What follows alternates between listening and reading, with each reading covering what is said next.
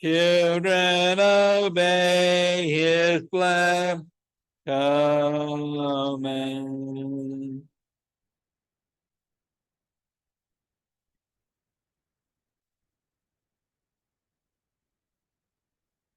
Good to see everybody out with us tonight.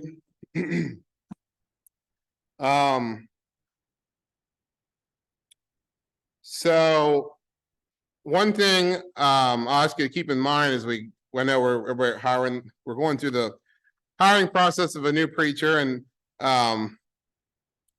one of the benefits that gives us is that a full-time located preacher is able to give some lessons that are less hard to hear and some lessons that are more hard to hear. And when you have a rotation of preachers, nobody wants to be the guy that gets up there and it's preaching doom and gloom all the time, and then they only get to preach once in a while. But the thing about that with me is I don't really mind. So tonight we're going to preach about the fear of death and the I guess excessive love of life, because this is a topic I've been thinking of for a long time, and I think that maybe it doesn't apply to us so much in this building as much. Maybe it does, but it definitely applies to the world that we live in, and you're going to encounter people in your life that suffer from this themselves, or whether they know that or not. So the title is "The Only Thing We Have to Fear is Fear Itself." That's a quote from President Roosevelt back in World War II, and what he meant by that is that we are able to do this, and there's nothing standing in our way except ourselves being afraid to do it. So we're going to be talking about death tonight, and like I said, the fear of it. Now, the can't discount, the Bible says this multiple times, death's a sad thing. It's probably the hardest thing you have to go through in your life, is the death of a loved one. Even the death of an animal can be hard on human beings. We're emotional creatures more than physical creatures. In John chapter 11, verses 32 to 35, if you'd like to follow along, we see the story of the death of Lazarus. It says, when Mary reached the place where Jesus was and you saw him, she fell at his feet and said, "Lord, if you had been here, my brother would not have died."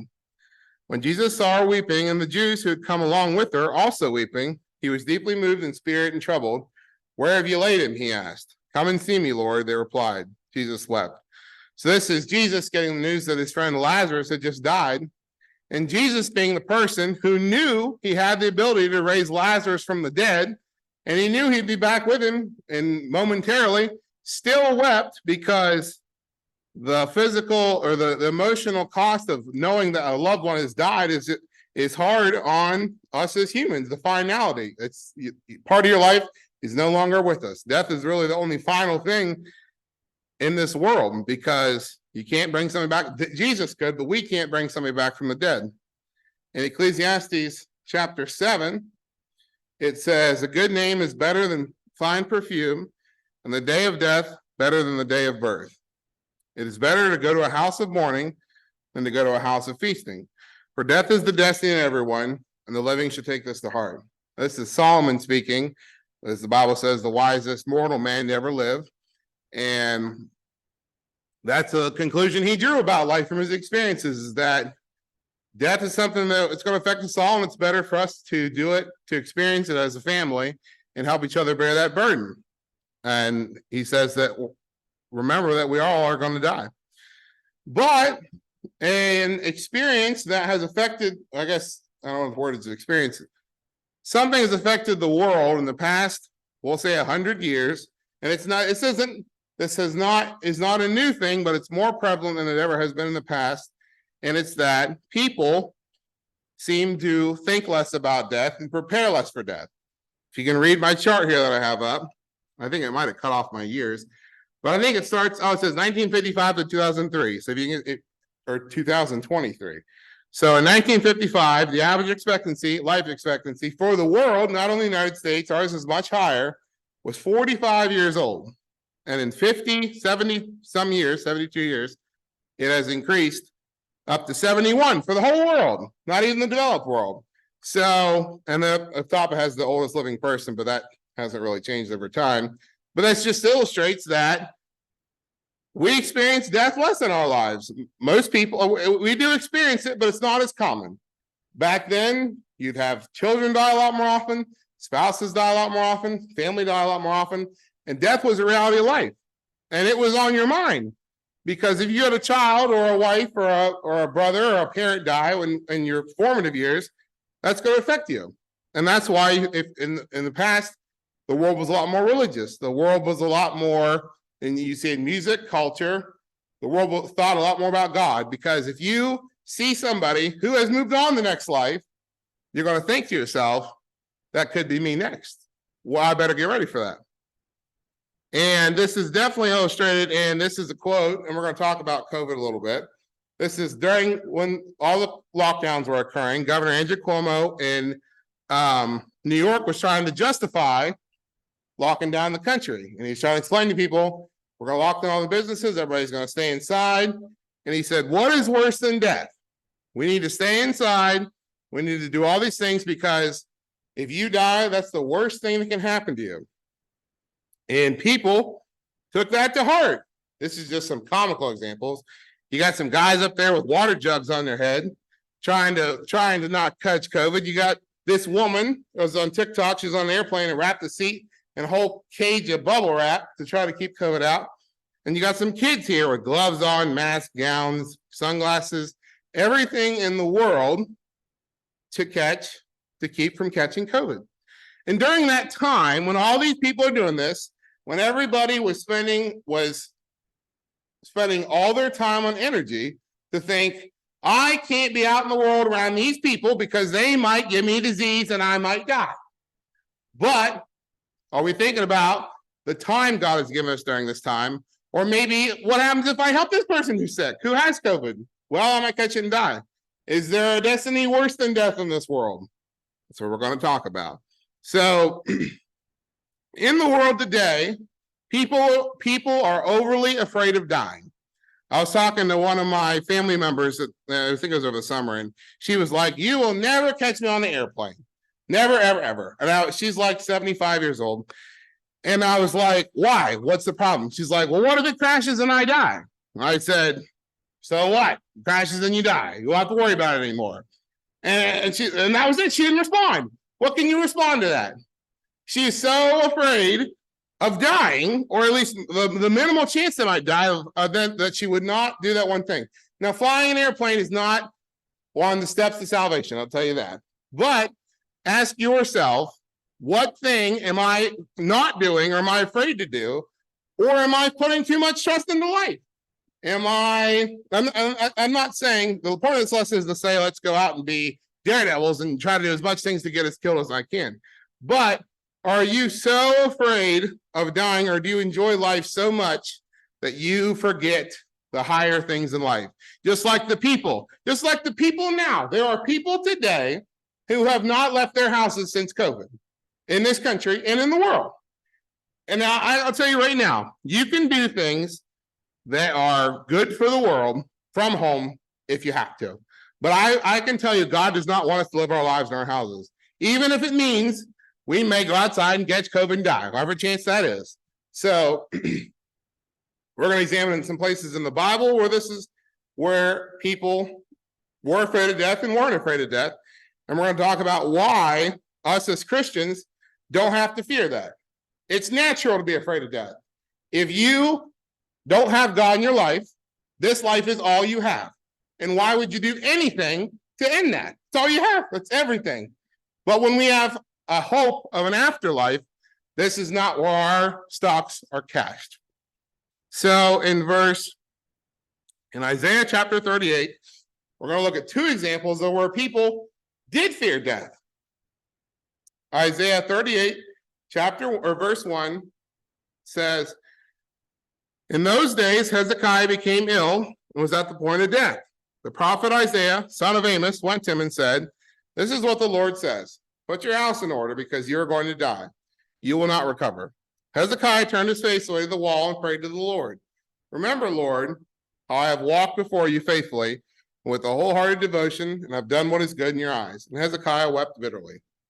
And the word of the Lord came to Isaiah, go and tell Hezekiah that is what the Lord and the God of your father David says, I have heard your prayer and seen your tears. I will add 15 years to your life, and I will deliver you and this city from the hand of the king of Syria. I will defend the city. So we did just cover this story recently in Dad's geography class, if anyone remembers that. But Hezekiah was dying, and he was afraid. He did not want to die. Now, him as a king, he probably had a pretty luxurious lifestyle. He enjoyed life thoroughly. And it's natural, like I said, it's not a strange thing for us to fear death. And God recognized this and gave Hezekiah more years on the earth to do more work for him. Another example comes from Matthew chapter 26, where it says, Now Peter was sitting out in the courtyard, and a servant girl came to him. You also were with Jesus of Galilee, she said. But he denied it before them all. I don't know what you're talking about, he said. Then he went out to the gateway where another servant girl saw him and said to the people there, This fellow is with Jesus of Nazareth. He denied it again with an oath. I don't know the man. After a little while, those standing there went up to Peter and said, Surely you are one of them. Your accent gives you away. Then he began to call down curses, and he swore to them, I don't know the man. Immediately a rooster crowed, and Peter remembered the word that Jesus had spoken. Before the rooster crows, you will disown me 3 times. And he went outside and wept bitterly. So something you have to keep in mind in this set of verses is that the cameras didn't exist back then. People didn't know what people looked like unless you had seen them in your life. So this is all during the time that Jesus was being arrested and immediately before the crucifixion. And Jesus is a wanted man, and his apostles are too. And Peter's in the courtyard in town, and a bunch of these people saying, wait, I think I saw you with Jesus. I've seen you with him before. You were up there in Galilee with him. Peter's like, no.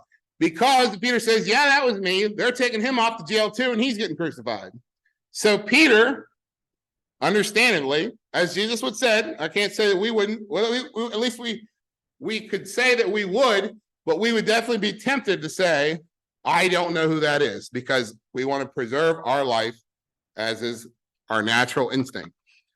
But as the Bible points out time and time again, we're supposed to deny our natural instincts in order to pursue higher things. So both Peter and Hezekiah were faced with death, and they were afraid. They didn't want to die. So if we have the same instincts, there's 2 examples that we can see where that happened. But there were also Bible characters who didn't fear death. And the Bible mentions them as an example for us to follow and to gain courage from. David didn't fear death. We often look at the story of David and Goliath, and we think that David trusted in God to save him from Goliath. But I'm sure David also thought, going out there to face Goliath, I might die today. And he was willing to accept that risk. If God decides to spare my life, so be it. If he doesn't, then I put my faith in him anyways. Shadrach, Meshach, and Abednego in the Old Testament were faced with a choice of deny God or die. And they chose the option of death.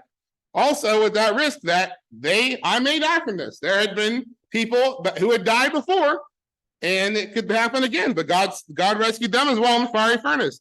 Daniel, the same story in the lion's den. He knew that there was a chance that he might not survive denying God. Paul was faced with death several times. He was beaten. He was shipwrecked. He faced the emperor. He faced the king of the province of Palestine, where Jerusalem was. And he knew that there's a good chance that if I tell this guy that what he's doing is wrong, he'll have me killed, because it's happened in the past. There had been people who had been killed for doing this before, and Paul knew that, and Silas as well, when they were in the prison, and they stayed.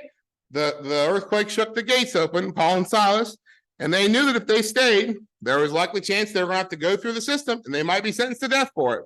And John the Baptist knew that preaching the truth as well would also bring death upon him, which it did eventually. John the Baptist did die for preaching the truth, but he faced that risk.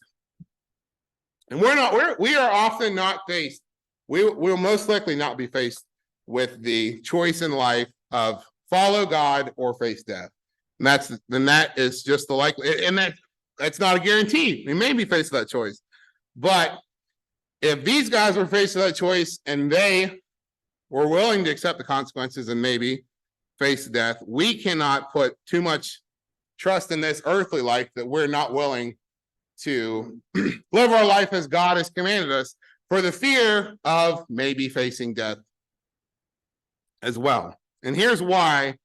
Here's where the Bible talks about this. And this is where the majority of our lesson and the subject comes from tonight. Brothers and sisters, we do not want you to be uninformed about those who sleep in death, so that you do not grieve like the rest of mankind who have no hope. For we believe that Jesus died and rose again. And so we believe that God will bring Jesus those who have fallen asleep in him. According to the Lord's word, we tell you that we who are still alive, who are left until the coming of the Lord, will certainly not precede those who have fallen asleep. So Paul, writing to the Thessalonians, understands this is a problem. He said, we don't have to grieve like the rest of the world because they don't have anything. They don't have an afterlife. They don't have a hope. Once they're gone, that's it. But we believe that Jesus died, and that we now, through that opportunity, we have a chance. We have the avenue to pursue an afterlife ourselves. So, two lessons to take from that. I guess one lesson, the main lesson, is that when we're faced with death in our life of a loved one, we can take comfort in the fact that we have an afterlife to look forward to. We have a path set forth in the Bible, and if we follow that path, we have confidence that we will receive the promise that was given in the Bible. We have a home in heaven, and that's one reason that in the world there's so much depression and mental illness now, and probably more than ever. There is more mental illness, diagnosed or undiagnosed, in the world today, because what are you living for? If all you have to do in life is go to school, work, golf, play games, go to football games, do all this meaningless entertainment, we'll go to the next slide, all that's for nothing. We'll talk about it. What do you have to look forward to without God? Is life meaningless? You hear the question posed a lot by philosophers and people of the world today. Why are we here? Where are we going? What's the point? Is your career what you're living for? Well, eventually you're going to retire from your career or you'll quit. And 10, 20 years, maybe if you were really good at your job and you founded a successful company, give it 100 years. But soon enough, they'll forget you at your career and the next people will take on and it'll continue. So that there's no point in living for that because it's eventually going to wear out. How about money? Same thing. You can work your whole life, gather all the money you can, have as much fun as you can. Maybe you'll die. Maybe you can pass that money down. Give it 100 years. That money will wear out and nobody will remember where it came from. How about hobbies? I like to go to the lake. I like to swim. I like to spend my life doing as much recreation as possible. Hobbies, sports, sex, family, leisure. I like to have fun. I like to go to Florida a couple times, a couple months. The next couple months, I'll go over to Europe. Next couple months, I'll do this and that. All leisure. And guess what? When you're gone, it's over. It's ask yourself, what's the point of doing this if it's going to end? And that's why people have so much depression and mental illness. Why am I putting all of this work in if it's for nothing? Well, if you put your trust in life, if you put your trust in the pleasures of life, you're going to run into that problem. And like I said, we may not suffer, the people in this room, Christians, may not suffer from that. And if you do, then you need to ask yourself that question. But the world does, and it's evident, and you can see it today. And it's our job to point that out to the world. Another example about death that the Bible mentions comes from John chapter 12. There's love in death. John chapter 15, sorry. John chapter 15, verse 12. My command is this: love each other as I have loved you. Greater love has no one than this, to lay down one's life for one's friend. You are my friends if you do what I command. So why would Jesus say this if he didn't mean it? Well, in the past 2 or 3 weeks, I learned that one of the guys in my work, his great uncle was in World War II. And he has the same last name as a sign over there on Route 70. And I was like, are you related to this guy? He was like, yeah, there's a documentary about him. Look it up on Netflix. So I was like, okay, I looked it up. And this guy, He was in World War II, and he sacrificed his life for that of all of his squad, 10 or 12 guys. And he knew he was going to die when he did it. And we hear those stories, and it means less to us because it happens all the time. But ask ourselves that. We ask that question all the time. Would you die for a friend? And we kind of just sit there. We sit there because nobody wants to say yes. Nobody wants to say no. What we got to ask ourselves, is that a real thing we do? Is that as commanded in the Bible? It's a hard thing to do. I have family. I have a job. I have all these things that depend on me. But it comes from the love of life that we wouldn't, if that's the case. I don't want to die. I like living too much. I like recreation. I like money. I like my job. I like this and that. Where do you have your trust placed? In the pleasures of life or in the promise of God? Mark Twain quoted once, he said, "The fear of death follows from the fear of life. A man who lives fully is prepared to die anytime." What he's saying here is that if you're afraid to die, you're going to be afraid to live. You're going to be afraid to live your life to the fullest extent you could, because there's always going to be that chance.